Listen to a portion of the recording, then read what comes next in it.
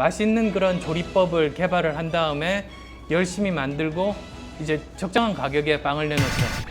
그러면 동네 분들이 이렇게 와서 옆집과 비교해 본 다음에 아 이게 그 건강해 보이고 가격도 적당하고 그러면 이제 구입을 해서 사 먹죠. 네네. 그러면 그 결과로 빵집은 돈을 벌어요. 네네. 즉 이렇게 보면 빵집이 돈을 버는 이유가 돈을 벌려고 해서가 아니고 자기가 하고자 하는 일을 열심히 잘하니까 그 결과로 인정을 받아서 돈을 벌어요. 그러니까 이게 과연 수익 창출이라는 게 목적일까? 저는 결과 같다는 생각을 했어요. 네네. 또 이제 반대 이제 예를 들어드리면 옆집에 또 다른 기존의 빵집은 수익 창출이 목적이에요. 네네. 그러다 보니까 사실은 이게 목적이라는 게 무서운 게 수단을 정당화시킬 수 있거든요. 네네네.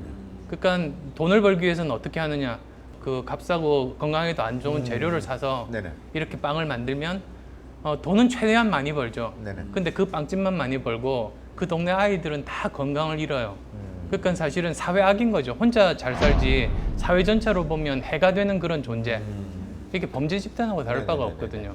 그러니까 사업 처음 해보는 사람 입장에서 돈을 벌려고 하면 좀 걱정되고 겁도 나지만 제가 하는 일 열심히 하고 그 결과를 인정받으면 돈을 벌 수 있다고 하니까 제가 할 수 있는 일은 돈 버는 일이 아니라 제가 하는 일만 열심히 하면 되는 거예요. 그래서 용기를 얻었죠. 근데 이게 어쨌든 간에 이렇게 성공을 했으니까 이 과제도 중요하다고 얘기할 수 있는 거 아니겠습니까? 처음 출발할 때부터 생각을 했습니까? 아니면 성공을 한 다음에 그걸 약간 끼워봤습니까? 저는 성공 확률은 전혀 생각 안 해요. 결과는 하늘에서 주어지는 것이 아닐까. 그래서 저는 지금까지 살면서 한 번도 이렇게 성공 가능성 이런 것들 생각해보고 한 적이 없어요. 야, 근데 너무 이렇게 원칙을 딱 정해놓고 살아가시잖아요. 예.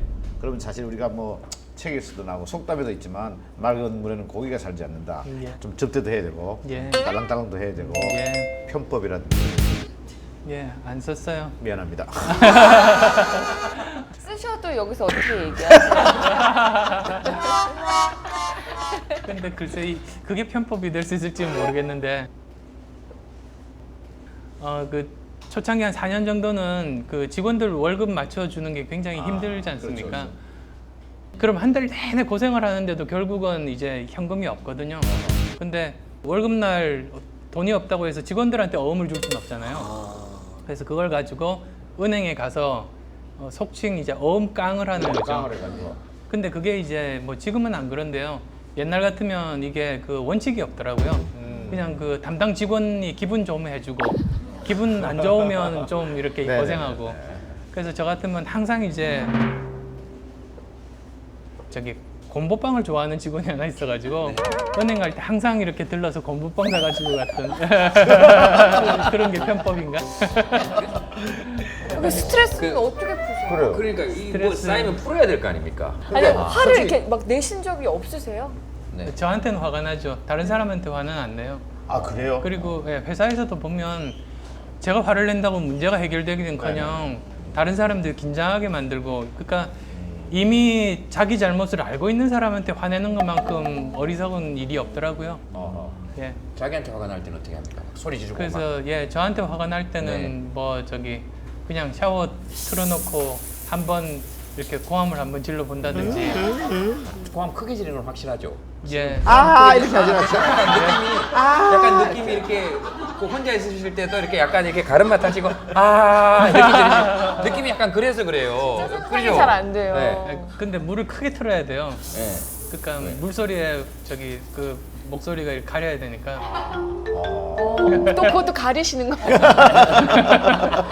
근데 그때만 해도 많은 대중들은 원장님 잘 몰랐어요. 네. 몰랐는데 어느 날 갑자기 여기에 조사가 그 출연하셔가지고 아, 예, 예. 이게 갑자기 확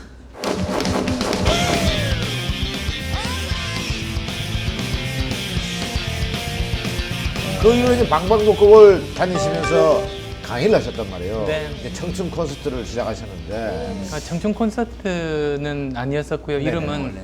그때는 이제 따로 이름은 없었지만 지방대학 기살리기를 해보자. 서울보다는 지방에서 상대적으로 기회가 적은 사람들에게 저 나름대로 생각을 들려줄 수 있으면 좋겠다. 그래서 이제 지방